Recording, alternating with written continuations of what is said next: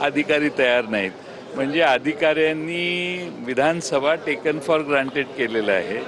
अधिकाऱ्यांना काही फरक पडत नाही. तुम्ही किती विधानसभेत ओरडा, दंगा करा, प्रश्न विचारा, कोणी आता विधानसभेला घाबरत नाही अशी अवस्था आम्हीच आमची करून घेतलेली आहे. सर, एक महत्त्वाचा प्रश्न असा आहे की अधिकारी तेच आहेत, सत्ता जरी बदलली असली तरी अधिकारी तेच आहेत.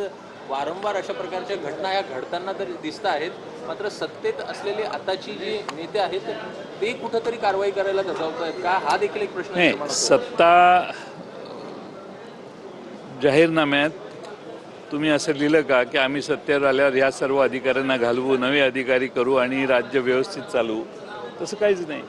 तुम्हाला माहिती आहे याच अधिकाऱ्यांच्याकडून तुम्हाला काम करून घ्यायचं आहे, तरी देखील ते काम तुम्हाला जमत नाही. याचा मुंबईकरांनी अर्थ जो घ्यायचा आहे तो घेतलेला आहे. आमदार दिलीप लांडे म्हणतायत की या सगळ्या पाठीमागे घातपाताचा संशय असू शकतो.